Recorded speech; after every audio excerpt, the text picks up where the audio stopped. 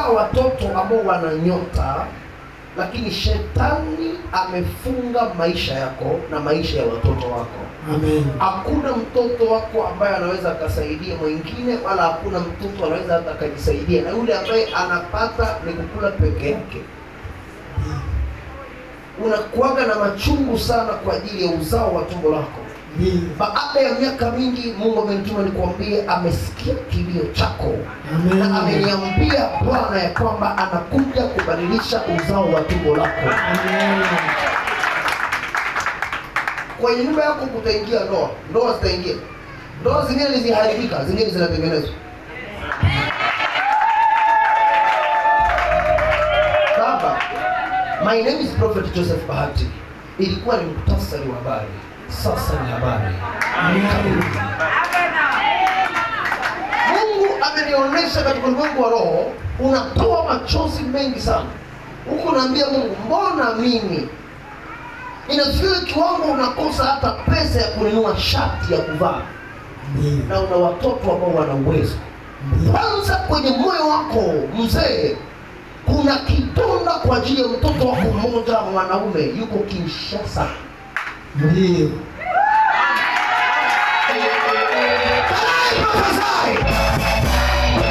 Yaani Mungu ameniambia analeta ukombozi kwa ajili ya uzao wa tumbo lako.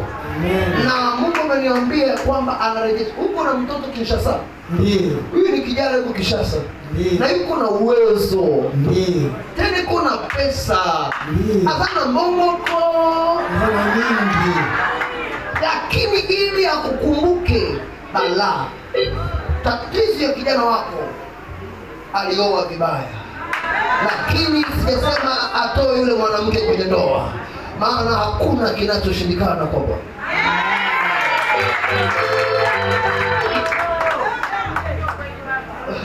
Kijana wako anakupenda, alioa vibaya. Kwa nini alioa vibaya? Laana ya familia yako mzee ilimuongozaga kijana wako hivyo. Lakini nataka kutengeneza mambo. Kijana wako atakupigia simu, atakutumia $1,000,000.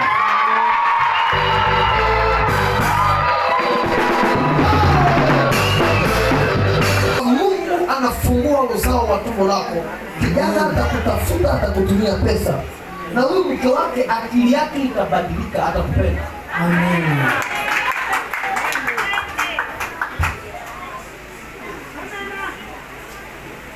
Mambo mawili nataka kuambia kwenye sikio. Kama ni kweli, utasema ni kweli. Maana ni mambo nimeona katika maisha yako. Maana hekima katika unabii ni mambo mengine tutayaongea hadharani. Maana hekima ni bora kuliko nguvu. La sagesse vaut mieux que la force. Songa hapo mbele. Kama unajua ni kweli.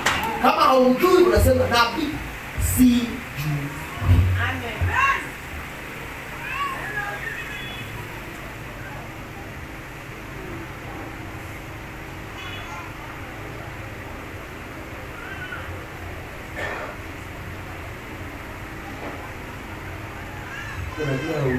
Najua kabisa. Ndio. Namba 2.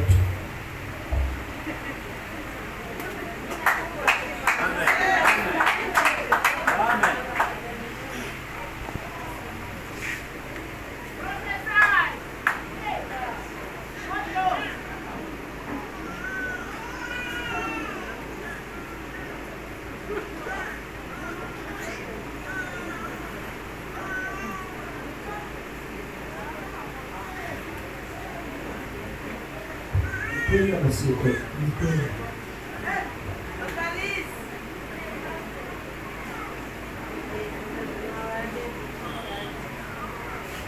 Ni kweli ama ni bongo? Ni kweli sana. Kidogo ama sana? Sana. Lakini nimetoka hapa na wewe tumefika Virunga, tuko mga soko. Alafu niingie wapi? Aeroport. Nimepita kama aeroport. Twende? Endelea, tufika pale twende njia gani? Njia ya dispensary ya diabetes. Nishapita pale dispensary ya diabetes, niko mbele ya ile botike. Nifanye hayo. Tunaangaliana na dispensary ya diabetes. Nivuke hii botike? Ndio. Niendelee mbele? Nimevuka mbele kidogo, nimeendelea.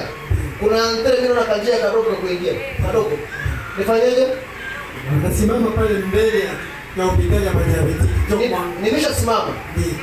Nimeshasimama pale ndio. Nimesimama pale. Angalia mkono wa kushoto. Nilishaangalia mkono wa kushoto. Kunaonekana kama mawe fulani hivi imewekwa. Kabisa. Sasa mimi nimeingia. Lakini wakati nimeingia kwa mlango yako, mtu amenikaribisha anaitwa Berten. Berten nani? Ndio wa kwanza. Ndio kama wa kwanza alikuwa Kinshasa.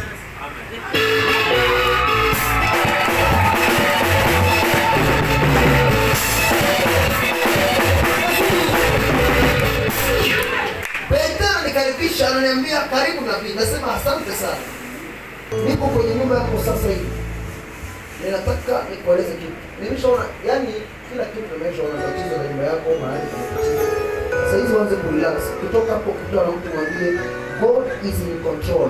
Sema hivyo. God is in control. God is in control. Very good.